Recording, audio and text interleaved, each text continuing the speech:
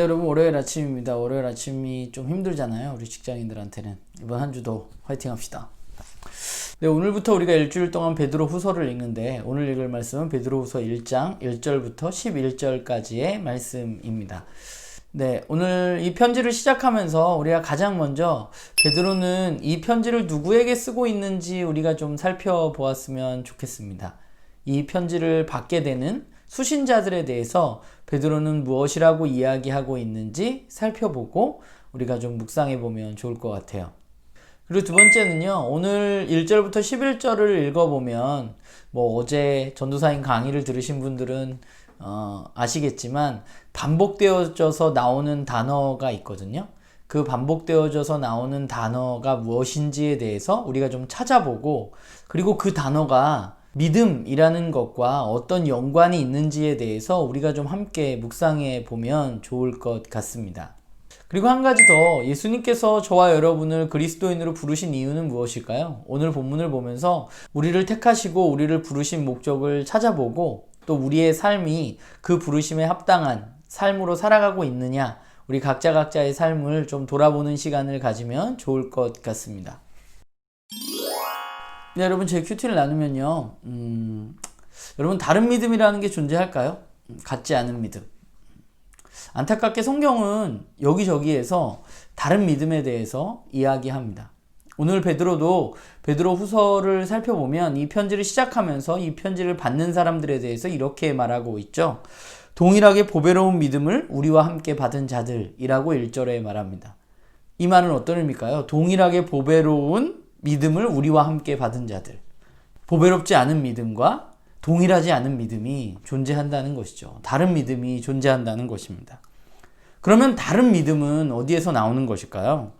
다른 믿음의 문제에 대해서 베드로는 아는 것, 암에서 다른 믿음이 나온다고 이야기합니다. 올바로 알지 못할 때 그것은 올바른 믿음으로 우리를 이끌어주지 못하는 것이죠. 그러니까 우리가 아는 것이 그만큼 우리의 신앙생활에 있어서, 우리의 믿음에 있어서 중요하다는 것입니다. 그렇다면 무엇을 알아야 할까요? 베드로는 안다, 지식, 이런 말을 반복해서 베드로 후서에 사용하고 있거든요. 오늘 본문에도 1절부터 11절까지만 봐도 지식이라는 단어가 여러 번 반복되어져 있는 것을 볼 수 있는데, 그러면 무엇을 아는 것일까요? 무엇을 알아야 되는 것일까요?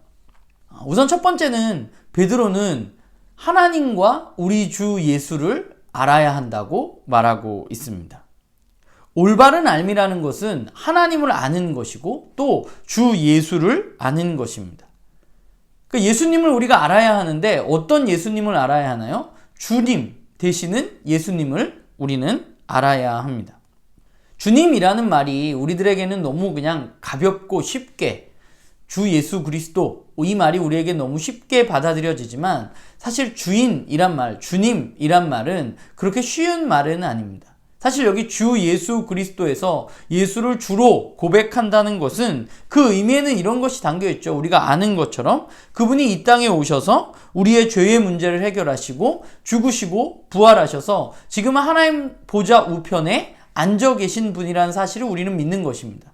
하나님 보좌 우편에 그분이 지금 앉아 있다는 것은 그분이 지금 이 세상을 다스리고 있다는 사실을 우리가 아는 것이죠.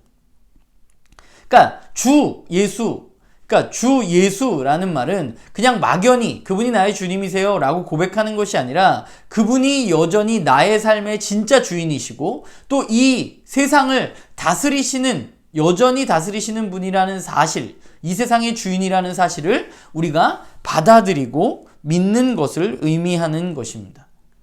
그리고 우리가 그분을 그렇게 믿을 때, 예수님을 그 주인으로 받아들일 때, 그렇게 믿을 때 우리에게 주어지는 것이 있는데 그것이 무엇이냐 하면 오늘 3절에 보면 생명과 경건에 속한 모든 것이라고 말하고 있습니다. 생명과 경건에 속한 모든 것, 그것을 4절에서는 신성한 성품이라고 이야기하고 있죠. 그러니까 우리는 뭘 알아야 돼요? 우리가 예수를 주로 믿을 때 그분은 우리에게 생명과 경건에 대한 모든 것, 즉 신성한 성품, 즉 하나님 나라의 성품을 우리에게 주신다는 사실을 우리는 알아야 한다는 것입니다. 우리가 그분을 주로 받아들일 때 이미 그분이 우리에게 생명과 경건에 이르는 모든 것을 오늘 본문에 주셨다. 과거형으로 되어 있잖아요. 이미 주셨다는 것을 우리는 받아들여야 하는 것이죠.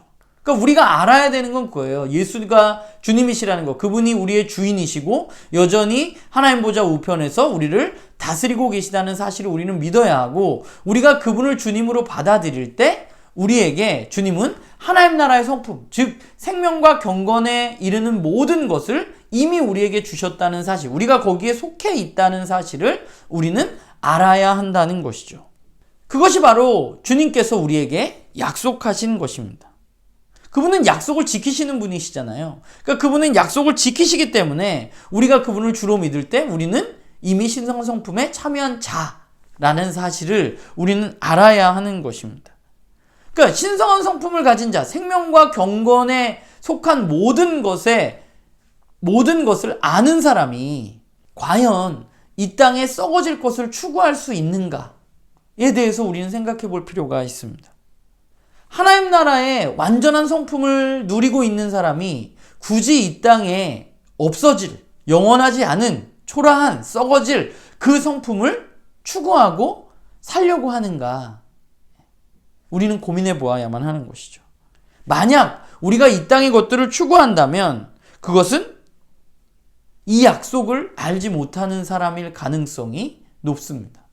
이 약속을 알지 못한다는 것은 결국 무언가 잘못 알고 있고 처음 이야기했던 것처럼 베드로가 동일하지 않은 것을 믿고 있다고 이야기하고 있는 것이죠. 베드로가 이야기하는 안다는 것은 바로 이런 알입니다. 그런데 이런 알미라는 것은 또 한 가지 특징을 가지고 있는데 그것은 지식적인 알무로 끝이지 않는다는 것입니다. 우리가 안다는 것은 그냥 지식적으로 아는 게 아니잖아요. 그래서 오늘 베드로는 뭐라고 말해요? 그 알을 믿는 사람들, 믿음을 가진 자에게 그 믿음에 덕과 지식과 절제와 인내와 경건과 형제의 우애와 사랑이 더해져야 한다고 이야기하고 있는 것이죠. 우리는 흔히 나 예수님 믿어 라는 말을 많이 합니다. 그런데 그 믿음은 그냥 마음의 확신으로 끝나는 것이 아니라 우리의 성품, 우리의 삶과 연결되어져야 하는 것입니다. 오늘 본문에 나온 것들, 덕, 지식, 절제, 인내, 경건, 형제 우애, 사랑, 이 모든 것들이 삶과 연관되어지는 것이지 우리의 마음과 연관되어지는 것이 아니잖아요. 그러니까 믿음이라는 것은 내가 주님을 믿어, 내가 알아서 그분을 믿어 라는 말은 그 알문, 우리의 삶을 항상 동반한다는 것입니다. 그러면서 베드로는 굉장히 단호하게 이야기하죠.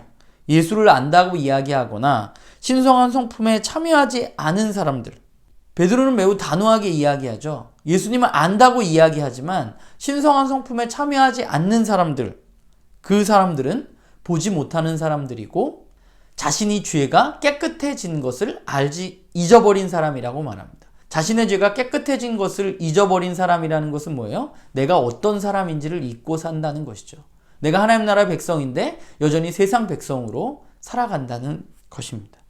베드로가 말하는 동일하지 않은 믿음은 여전히 우리 가운데도 존재하는 것 같아요. 오늘 본문에 이야기하고 있는 것처럼 예수를 주로 아는 것, 그리고 그분을 주로 믿을 때 우리에게 주어진 약속들을 우리가 올바로 아는 것.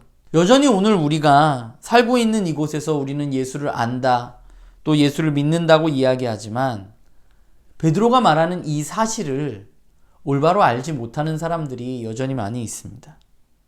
이 사실을 알지 못하고 올바로 알지 않으면서 예수를 믿는다고 말하는 사람들이 많이 있습니다.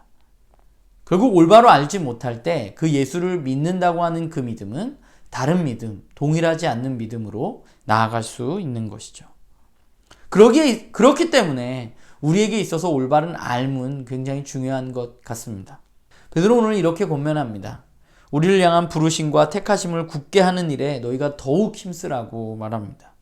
우리를 부르시고 택하신 이유는 무엇인가요? 우리를 향한 부르심은 우리가 교회 다니는 사람으로서의 부르심이 아니라 예수를 주로 받아들이고 그 신성한 성품에 참여하는 자로서의 부르심이라는 사실을 우리가 기억했으면 좋겠습니다.